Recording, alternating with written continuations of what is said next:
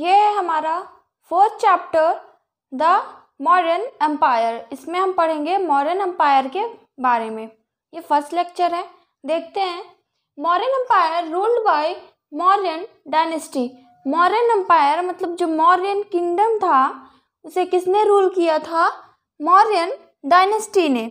मौर्य वंश के जो रूलर्स थे उन्होंने रूल किया कहाँ पर? मौर्यन एम्पायर में। Powerful political and military empire. जो मौर्यन एम्पायर में जो पॉलिटिकल पावर थी वो काफ़ी ज़्यादा पावरफुल थी, और जो मिलिट्री थी, जो मौर्यन एम्पायर की जो मिलिट्री थी वो भी बहुत ही ज़्यादा पावरफुल थी। Kingdom of Magadha in Indo Gangetic plains, modern Bihar and Bengal. जो किंगडम ऑफ मगध है वही क्या है? मौर्यन एम्पायर। ठीक है, क्या है मौर्यन एम्पायर? किंगडम कौन सा है? मगध। जो मौर्यन एम्पायर का किंगडम है वो कौन सा है? मगध। और ये कहाँ पर है? इंडो गैंगेटिक प्लेन्स में। इंडो गैंगेटिक प्लेन्स में है, जो प्रेजेंट में मॉडर्न में बिहार और बंगाल है। ठीक है, उस टाइम पे बिहार और बंगाल जो था वो क्या था? मगध था, और अभी बिहार और बंगाल सेपरेट है। ठीक है, उस टाइम में बिहार और बंगाल एक था और उसका क्या नाम था? मगध। मगध किंगडम था, और इसकी कैपिटल क्या थी? पाटलिपुत्र। मगध की कैपिटल सिटी क्या थी? पाटलिपुत्र। और प्रेजेंट में पटना के पास है, नियर पटना। ठीक है, जो पाटलिपुत्र है वो कैपिटल सिटी थी किसकी? मगध की। और प्रेजेंट में मॉडर्न में कहाँ पर है? पटना के पास है।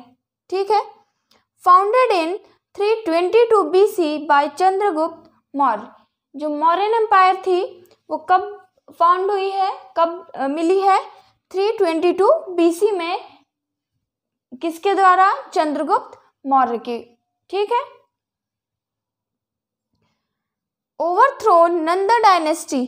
चंद्रगुप्त मौर्य ने नंद डायनेस्टी को, नंद वंश जो रूल कर रहे थे उनको मतलब हटा दिया था। जो रूल कर रहे थे, जो किंग थे, उन्हें हटा दिया था। नंद डायनेस्टी के लास्ट जो रूलर थे, जो लास्ट किंग थे, वो कौन थे? धनानंद। कौन थे? धनानंद। और इन्हें चंद्रगुप्त मौर्य ने इन्हें हटा दिया था। ठीक है, नंद डायनेस्टी के थे। समझ में आ रहा है? धनानंद जो थे वो एक बहुत ही क्रूर किंग थे, बहुत ही बेकार, मतलब बहुत दुष्ट रूलर थे जो रूल कर रहे थे उस किंगडम में। समझ में आ रहा है? मौर्यन एम्पायर को किसने रूल किया था? मौर्यन डायनेस्टी ने। पॉलिटिकल पावर और मिलिट्री पावर बहुत ही ज़्यादा पावरफुल थी। किंगडम कौन सा था? मगध। और मगध की कैपिटल है पाटलिपुत्र। फाउंड कब हुआ? 322 BC बाय चंद्रगुप्त मौर्य। और चंद्रगुप्त मौर्य ने ओवरथ्रोन किसे किया था? नंद डायनेस्टी को। समझ में आ गया? हम नेक्स्ट पॉइंट देखते हैं। नेक्स्ट है Chandragupta Mauryan empire extends from Bengal and Assam in the east to Afghanistan and Balochistan in the west, to Kashmir and Nepal in the north, and to the Deccan Plateau in the south. ये जो मौर्यन एम्पायर था वो कितना expanse था? ये किंगडम जो था, जो मौर्यन एम्पायर का रूल्स था, वो कितने में फैला हुआ था? बंगाल और असम, ईस्ट साइड से बंगाल और असम से लेकर के कहाँ पर?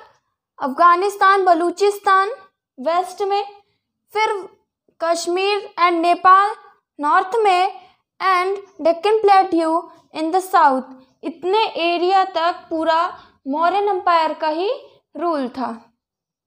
ठीक है, फाउंडर कौन थे? मौर्यन एम्पायर का फाउंडर कौन था? Chandragupta Maurya. First unifier of India and first genuine emperor of India.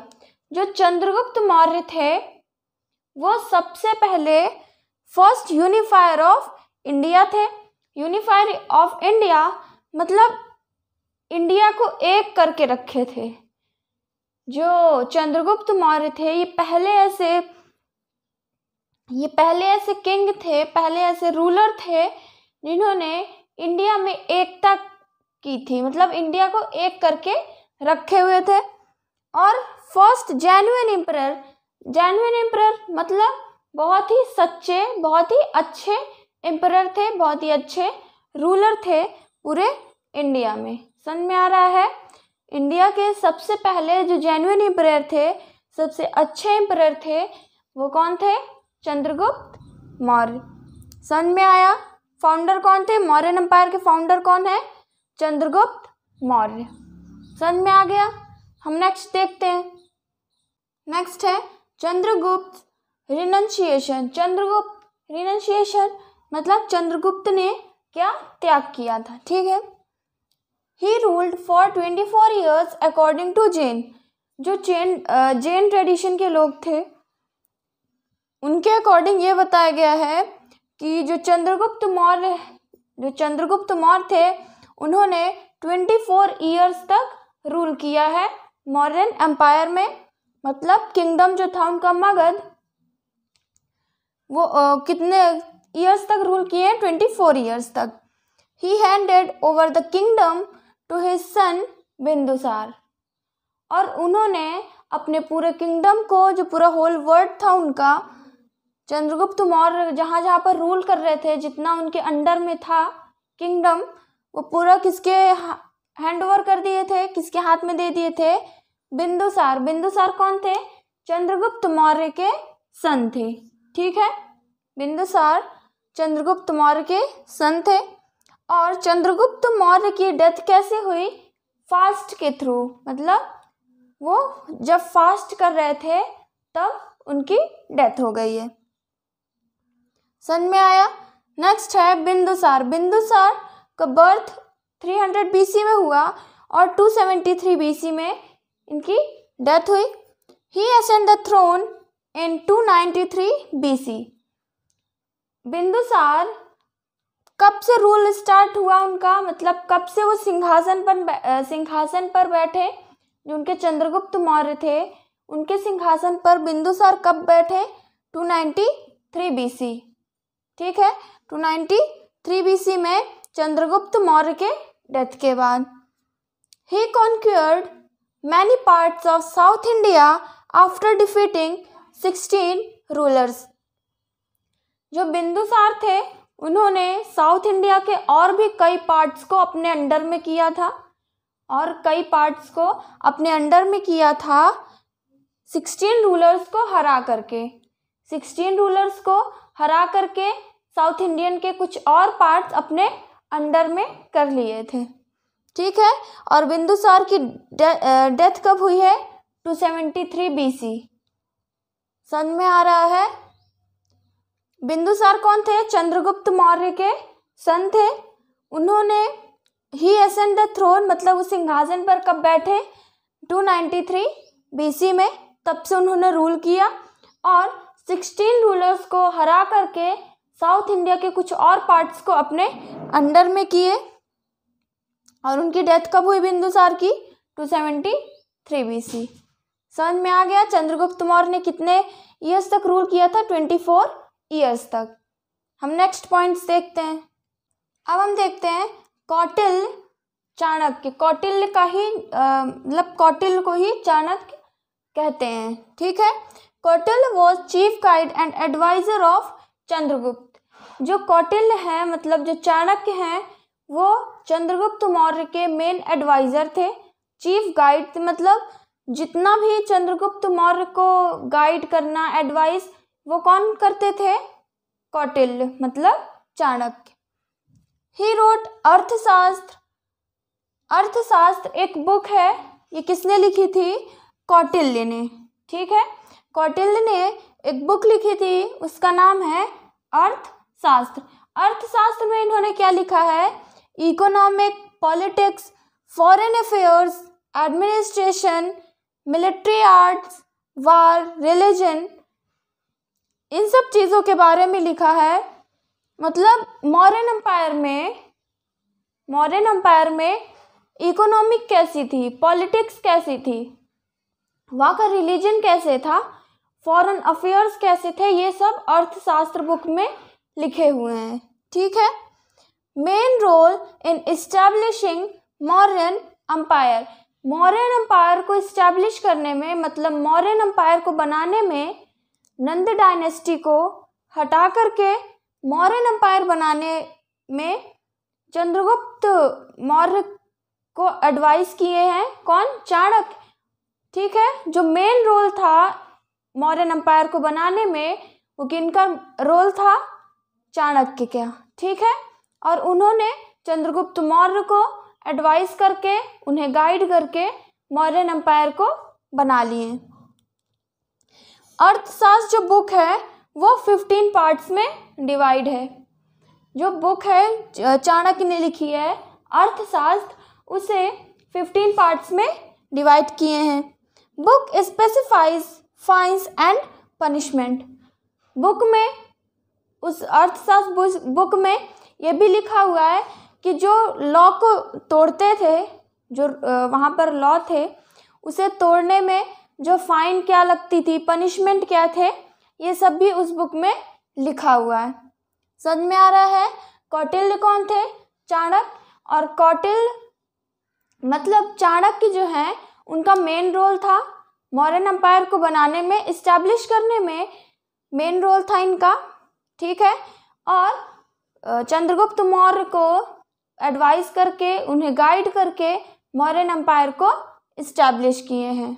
और उनकी बुक है एक अर्थशास्त्र, उसमें उन्होंने मौर्यन एम्पायर में कैसी इकोनॉमिक कंडीशन थी, पॉलिटिक्स कैसी थी, फॉरेन अफेयर्स क्या थे, मिलिट्री वार कैसे थे, रिलीजन कौन सा था, ये सब अर्थशास्त्र बुक में लिखी हुई है। और किस लॉ को तोड़ने में कौन से फाइन लगते थे, कौन सी पनिशमेंट थी, ये भी अर्थशास्त्र बुक में लिखा हुआ है। अब बुक को 15 पार्ट्स में डिवाइड किए हुए हैं। यहाँ तक समझ में आ गया? हम नेक्स्ट टॉपिक देखते हैं। नेक्स्ट पॉइंट क्या है? Ashoka the great. Ashoka the great के बारे में हम पढ़ते हैं। अशोका's ascension।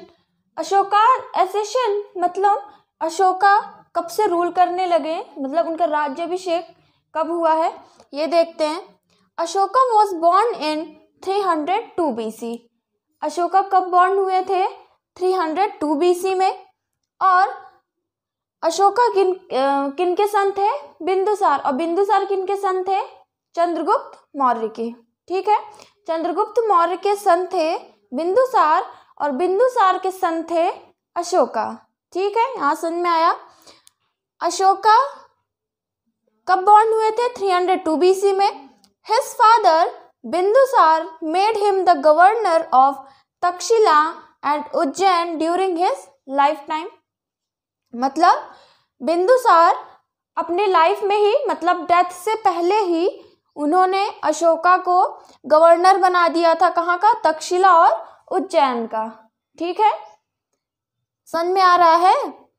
उनके जो फादर थे, अशोका के फादर बिंदुसार, वो गवर्नर बना दिए थे। कहाँ का? तक्षशिला और उज्जैन में। कब? बिंदुसार अपने लाइफ टाइम में। ठीक है, डेथ से पहले। Bindusara died in 273 BC। Bindusara कब डाई कर गए थे? 273 BC में। Ashoka succeeded to the throne but his coronation was held in 269 BC। Bindusara की डेथ हो गई। डेथ के बाद मतलब जो उनके सन होते हैं, जो किंग रूल कर रहा, उनके सन ही किंग बनते थे। ठीक है। तो क्या हुआ, जब बिंदुसार की डेथ हो गई तो अशोका जो थे, उन्हें वो जो सिंहासन था उनका, बिंदुसार का, वो अशोका को मिल गया। लेकिन जो उनका राज्याभिषेक था, जो राज तिलक होता है, वो नहीं हुआ था। कब हुआ है? 273 में। 273 BC में बिंदुसार की डेथ हो गई, तभी उन्हें सिंहासन मिल गया था। मतलब अशोका को सिंहासन 273 BC में ही मिल गया था। लेकिन जो राज तिलक था, उनका राज्याभिषेक था, वो कब हुआ है? 269 BC में। 269 BC में हुआ। ये जो 4 साल का गैप था उसमें क्या हुआ, जो बिंदुसार के एक और लड़के थे, एक और सन थे, ठीक है, उनके साथ इनका वार चला है अशोका का काफ़ी टाइम, 4 साल तक इनका वार चला है। इस वजह से इनका राज्याभिषेक नहीं हुआ था। वार खत्म होने के बाद 269 BC में अशोका का कोरोनेशन हो गया था, ठीक है। कोरोनेशन मतलब राज्याभिषेक, उनका Raj Tilak. चंद्रगुप्ता's grandson Ashokvardhan Maurya, better known as Ashoka the great. जो अशोका हैं चंद्रगुप्त के ग्रैंडसन हैं, ठीक है, और उनका पूरा नाम क्या था, अशोकवर्धन मौर्य। अशोकवर्धन मौर्य उनका पूरा नाम था, अशोक का, और इन्हें किस नाम से जानते थे, Ashoka the great. Ashoka the great के नाम से जाने जाते हैं। और इनका रियल नेम मतलब पूरा फुल नेम क्या था, अशोकवर्धन मौर्य।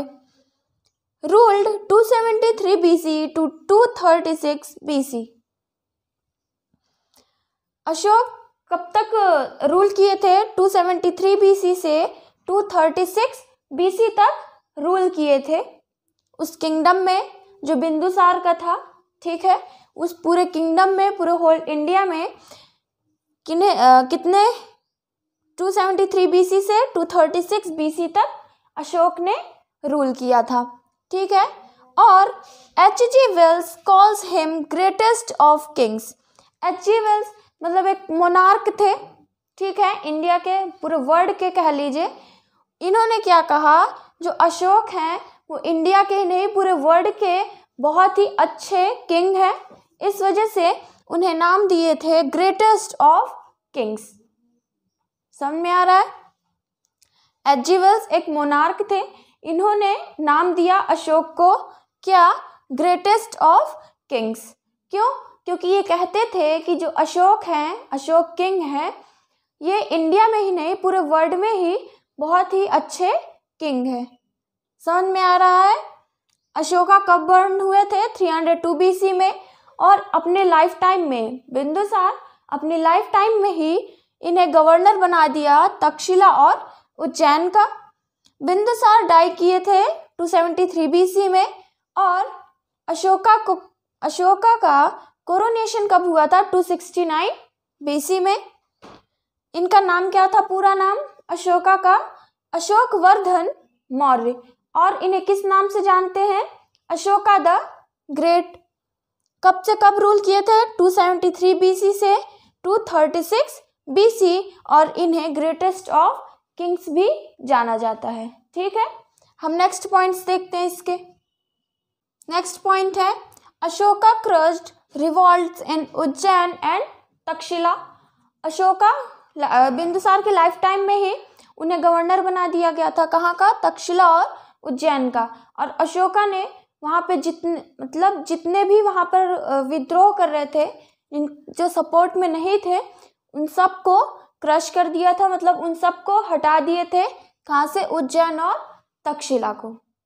उज्जैन और तक्षशिला से जो लोग उनका विद्रोह कर रहे थे, जो लोग उनका सपोर्ट नहीं कर रहे थे अशोक का, उन सबको वहाँ से हटा दिए थे। अशोका's army in Kalinga forces 1 lakh soldiers were killed in including 10,000 of own men। जब कलिंगा का वार हुआ था अशोका के टाइम में ही, जब कलिंगा का वार हुआ था उसमें 1 लाख सोल्जर्स जो है वो किल हो गए थे, मतलब 1 लाख सोल्जर्स मारे गए थे। उसमें से 10,000 जो थे, 10,000 जो लोग थे वो अशोका के ही लोग थे, ठीक है। कब हुआ था, जब कलिंगा वार हुआ था अशोका के साथ, तो अशोका के ही जो 10,000 लोग थे वो अशोका के ही लोग मारे गए थे। और 1 lakh soldiers, total 1 lakh soldiers जो है उस वार में, कलिंगा वार में मारे गए थे, ठीक है। When he personally witnessed the devastation, he cried, "What have I done?" Ashoka जब वार के बाद, जब उन्होंने पर्सनली विटनेस्ड किया, मतलब जब पर्सनली उन्होंने देखा उस चीज़ को, किस वार में कितने ज़्यादा लोग मारे गए, तब उन्हें बहुत ही ज़्यादा बैड फील हुआ और ये रो रहे थे और कह रहे थे व्हाट हैव आई डन, मतलब मैंने क्या किया है, इतने लोग, ये जो 1 लाख सोल्जर्स जो हैं वो मारे गए हैं, ठीक है। और उन्होंने किसका टीचिंग ऑफ गौतम बुद्ध की टीचिंग को ही अपना माना। और वो गौतम बुद्ध क्या कहते थे कि हमें वार नहीं करना चाहिए, क्योंकि वार से बहुत से सोल्जर्स, बहुत से मैन जो हैं वो मारे जाएंगे, ठीक है। इस वजह से अशोका ने वायलेंस को, मतलब शांति के लिए, उन्होंने फिर वार नहीं लड़ा है, ठीक है। समझ में आ रहा है। हम नेक्स्ट देखते हैं। नेक्स्ट है extent of Ashoka's empire. Ashoka's empire कितना एक्सटेंड, मतलब कितना फैला हुआ था, जो उनका अशोकाज जो रूल कर रहे थे वो कितने एरिया में रूल कर रहे थे, ये देखते हैं। Himalayas in the north to the river Penner Karnataka in south. Himalaya north में है, वहाँ से पेन्नर रिवर कहाँ पे है, कर्नाटका, और कर्नाटका कहाँ है, साउथ में, मतलब नॉर्थ से हिमालय से लेकर के कर्नाटका तक। और from Brahmaputra river in the east to the Hindu Kush in the north west. और ब्रह्मपुत्र रिवर ईस्ट से कहाँ तक, Hindu Kush in the north west तक इनका अशोकाज एम्पायर का एरिया जो है, मतलब अशोकाज एम्पायर जो थे वो पूरा फैला हुआ था, ठीक है। उसमें से कुछ हैं जैसे काबुल, कंधर, हेरत और some portion of Nepal and Kashmir. समझ में आ रहा है कितना एक्सटेंट था। हिमालयाज नॉर्थ में, नॉर्थ से लेकर के साउथ तक, साउथ में कर्नाटका तक। और फ्रॉम ब्रह्मपुत्र रिवर ईस्ट से हिंदू कुश तक, ये कहाँ पर है, नॉर्थ वेस्ट साइड में, यहाँ से लेकर के नॉर्थ से साउथ और ईस्ट से नॉर्थ वेस्ट तक पूरा अशोकाज एम्पायर एक्सटेंड था। कुछ इंक्लूडेड है, मतलब कुछ जगह के नाम हैं जैसे काबुल है, कंधर, हेरत, और कुछ पोर्शन जो है कश्मीर और नेपाल का। यहाँ तक समझ में आ गया। हम नेक्स्ट देखते हैं।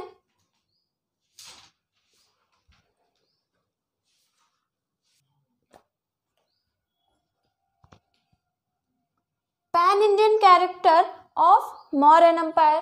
पैन इंडियन कैरेक्टर मतलब इंडिया के बाहर का क्या था, इंफॉर्मेशन क्या थी वो बताया है।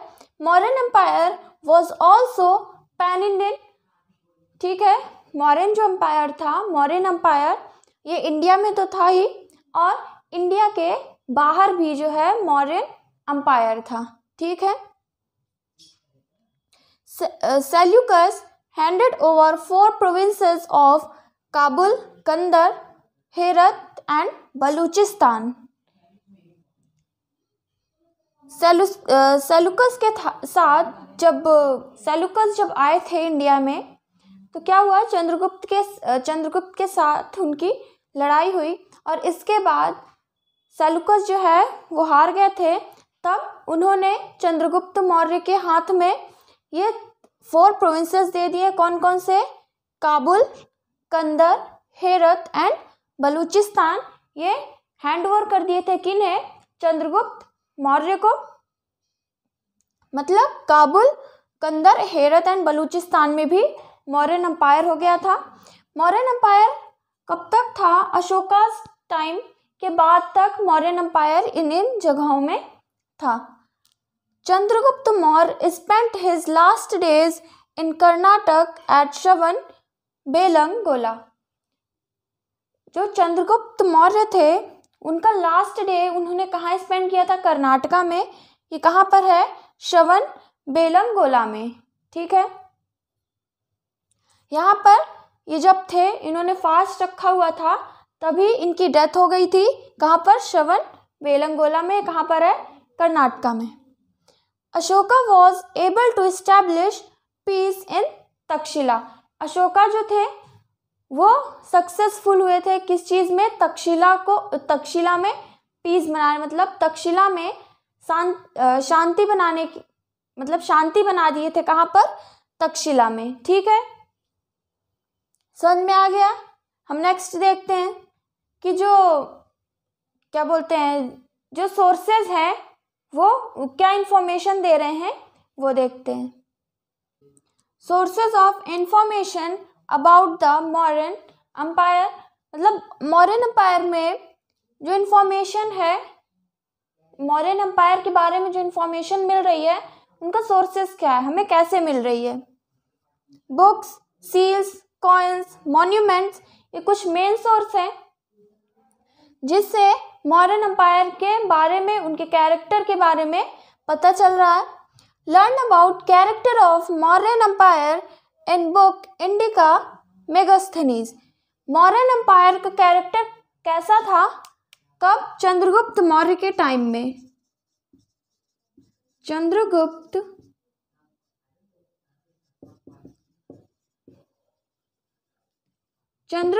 मौर्य के टाइम में मौर्यन एम्पायर का कैरेक्टर कैसा था। ठीक है, जहाँ पर जो मौर्यन एम्पायर जितना फैला हुआ था, जब चंद्रगुप्त मौर्य रूल कर रहे थे तब कैरेक्टर कैसा था, वो किस बुक में लिखा हुआ है? इंडिका में। इंडिका में, ये बुक का नाम है इंडिका, और इसे किसने लिखी थी? मेगास्थनीज ने। जो राइटर थे वो कौन थे? मेगास्थनीज ने बुक लिखी थी, कौन सी? इंडिका। और इंडिका में ही इन्होंने मौर्यन एम्पायर के कैरेक्टर के बारे में बताया है। किस टाइम में? जब चंद्रगुप्त मौर्य के टाइम के। ठीक है, कौटिल्य अर्थशास्त्र, जो कौटिल्य थे, मतलब जो चाणक्य थे, उन्होंने अर्थशास्त्र लिखी है। अर्थशास्त्र में उन्होंने मौर्यन एम्पायर में पॉलिटिक्स कैसी थी, इकोनॉमिक लाइफ कैसी थी, ठीक है, रिलीजन कैसा था, ये सब अर्थशास्त्र में लिखी हुई है। और सोर्सेस क्या है? अशोकन पिलर्स, मतलब अशोका ने जो पिलर्स बनाए थे उसको देख करके, वो भी सोर्सेज है। उन्होंने जो इंस्क्रिप्शन लिखवाए थे, ठीक है, बड़े बड़े पिलर्स में मॉन्यूमेंट्स बनवाए थे, उन सब चीज़ों से पता चल रहा है मौर्यन एम्पायर के कैरेक्टर के बारे में। समझ में आ रहा है? कुछ मेन सोर्सेज हैं, बुक्स, सील्स, कॉइन्स और मॉन्यूमेंट्स। मौर्यन एम्पायर कैरेक्टर किसने लिखा हुआ है? चंद्रगुप्त मौर्य के टाइम का। बुक इंडिका में, इंडिका बुक मेगास्थनीज ने लिखी थी। कौटिल्य मीन्स चाणक्य, इन्होंने क्या लिखी थी? अर्थशास्त्र। और एक और सोर्सेस है अशोकन पिलर्स। समझ में आ रहा है? हम नेक्स्ट देखते हैं इंडिका मेगास्थनीज। इंडिका बुक है, किसने लिखी है? मेगास्थनीज ने। मेगास्थनीज कौन थे? एक ग्रीक एम्बेसडर थे, ग्रीक के दूत थे। उन्होंने बुक लिखी है इंडिका। इसमें उन्होंने 7 ईस्ट स्टेट्स में, मतलब 7 ईस्ट स्टेट्स में उस बुक में लिखे हुए हैं। ठीक है, ये देखते हैं। Top of his list called philosophers. 7 east state मतलब 7 पार्ट्स में या 7 लिस्ट में, इस टाइप से उन्होंने लिखा हुआ है। ठीक है, देखते हैं। Top of his list called philosophers, seen, Brahmin and denouncers. ठीक है, समझ में आ रहा है? पहली लिस्ट मतलब जो पहला ईस्ट स्टेट है उसमें उन्होंने पहले स्टेट को क्या कह रहे हैं? फिलोसफर कह रहे हैं। क्या कह रहे हैं? फिलोसफर। और इसमें इन्होंने ब्राह्मण एंड डिनाउंसर्स के बारे में बताया है। मतलब ब्राह्मण जो हैं, जो रिचुअल्स परफॉर्म कर रहे हैं या फिर जो भी सैक्रिफाइसेस हो रहे हैं, डिनाउंसर्स जो सैक्रिफाइस कर रहे हैं, ठीक है, उन सब चीज़ों के बारे में बताए हैं। सेकेंड ईस्ट स्टेट क्या है? कल्टीवेटर्स। सेकेंड ईस्ट स्टेट में कल्टीवेटर्स मतलब जो एग्रीकल्चर कर रहे हैं, जो फार्मिंग कर रहे हैं मौर्यन एम्पायर में, चंद्रगुप्त मौर्य के टाइम में, ठीक है, उस चीज़ को बताए हैं। सेकेंड ईस्ट स्टेट में कल्टीवेटर्स के बारे में बताए हैं। थर्ड ईस्ट स्टेट में है हर्ड्समैन एंड हंटर्स। हर्ट्समैन मतलब जो चरवाहे, मतलब हर्ट्समैन कह लें, जो कैटल रियरिंग करते थे, जो जानवरों को पालते थे, ठीक है वो, और हंटर्स जो हंटिंग करते थे, जो शिकार करते थे, उनके बारे में थर्ड ई स्टेट में बताए हैं।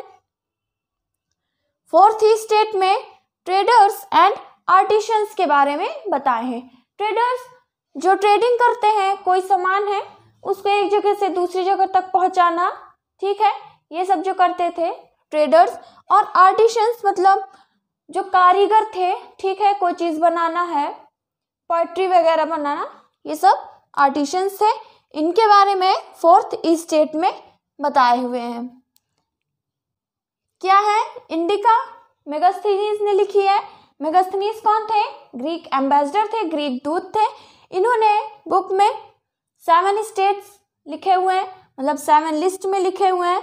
पहली लिस्ट है, मतलब पहला ई स्टेट है, उसे फिलोसफर कहते हैं। उसमें ब्राह्मण और डिनाउंसर, मतलब ब्राह्मण जो थे उनके बारे में, और डिनाउंसर्स जो पब्लिक, कोई भी पब्लिक जो है वो अगर गलत कर रही है, ठीक है, लॉ को तोड़ रही है, तो उन्हें पनिशमेंट देना, उन्हें दोषी ठहराना, ये सब डिनाउंसर्स का काम था। सेकेंड स्टेट कल्टिवेटर्स है। थर्ड स्टेट में हर्ट्समैन और हंटर्स के बारे में बताए हैं। और फोर्थ स्टेट में ट्रेडर्स एंड आर्टिशंस के बारे में बताए हैं। हम फिफ्थ, सिक्स्थ और सेवन्थ स्टेट्स देखते हैं। फिफ्थ ई स्टेट क्या है? सोल्जर्स। सोल्जर्स के बारे में बताए हैं। सोल्जर्स जो थे मतलब वो सिर्फ फाइट के अलावा, ठीक है, अपने लैंड को, मतलब अपने एम्पायर को सिर्फ प्रोटेक्ट करने के अलावा और कोई भी वर्क नहीं करते थे। सिक्स्थ ई स्टेट है spice and intelligence officers. Spice and intelligence मतलब जासूसी करना, ठीक है। जासूसी कैसे करते थे? कौन कौन से लोग थे? कुछ ऑफिसर्स थे, ठीक है। इंटेलिजेंस ऑफिसर्स जो उन्हें गाइड करते थे, वो कैसे मतलब उनके बारे में बताए हैं। सेवेंथ स्टेट में those who constituted political and imperial establishment, मतलब मौर्यन एम्पायर इस्टेब्लिश कैसे हुआ, किसने किया, ठीक है, कैसे हुआ, इन सब चीज़ों के बारे में सेवेंथ स्टेट में बताए हैं। मौर्यन एम्पायर पॉलिटिकली कैसी थी, राजनीतिक कैसी थी, ठीक है, वो बताए हैं। और इम्पेरियल इस्टेब्लिशमेंट मतलब एक रॉयल इस्टेब्लिशमेंट कैसे हुआ, ठीक है, एक रॉयल इस्टेब्लिशमेंट कैसे हुआ मौर्यन एम्पायर का, ये सेवेंथ स्टेट में बताए हुए हैं। और मतलब किसने किसने हेल्प की है इस इस्टेब्लिशमेंट में, ये भी सेवेंथ स्टेट में ही लिखा हुआ है। कैपिटल सिटी पाटलिपुत्र, मतलब स्पेशली उस जगह का है। कैपिटल सिटी जो है पाटलिपुत्र, जो मौर्यन एम्पायर जहाँ पर रूल कर रहे थे, जो उनका पूरा किंगडम था, उसकी कैपिटल क्या थी? पाटलिपुत्र। और मेनली उस जगह का ही बताया गया है। बुक इंडिका मेगास्थनीज ने लिखी थी जो। अब इसमें मेगास्थनीज बुक में उन्होंने पब्लिक स्ट्रीट से, मतलब एकदम बहुत ही पिछड़े एरिया से जो थे, ठीक है, एकदम पब्लिक प्लेस से लेकर के पूरा एक रॉयल फैमिली तक पूरा उन्होंने बताया हुआ है, ठीक है। पूरी जो इन्फॉर्मेशन है, उनका कैरेक्टर कैसा था, कैसे लोग रहते थे, एग्रीकल्चर कैसे करते थे, ट्रेडिंग कैसे करते थे, इस्टेब्लिशमेंट कैसे हुआ, ये सब बुक इंडिका जो मेगास्थनीज ने लिखी थी उसमें लिखा हुआ है। फिफ्थ स्टेट क्या है? सोल्जर्स के बारे में बताए हैं। सिक्स्थ स्टेट में स्पाइस एंड इंटेलिजेंस ऑफिसर्स के बारे में बताए हैं, मतलब जासूस के बारे में बताए हैं। Seventh state those who constituted political and imperial establishment, और मेनली किस जगह का बताए हैं? कैपिटल सिटी पाटलिपुत्र का, ठीक है, क्योंकि पाटलिपुत्र में ही चंद्रगुप्त मौर्य रूल कर रहे थे, मतलब उनका जो था रहने का वो पाटलिपुत्र में ही था। इसके अलावा तो पूरा उनका जो रूल था वो पूरे इंडिया में ही कर रहे थे, ठीक है। यहाँ तक समझ में आ गया। अब हम नेक्स्ट लेक्चर में पढ़ेंगे नेचर, वहाँ के जो गवर्नर थे, गवर्नमेंट थी वहाँ की, जो स्टेट्स थे उनका नेचर कैसा है, और जो उन्होंने धर्म रिलीजन जो अपनाए थे वो हम नेक्स्ट लेक्चर में देखते हैं। Thank you for watching this lecture.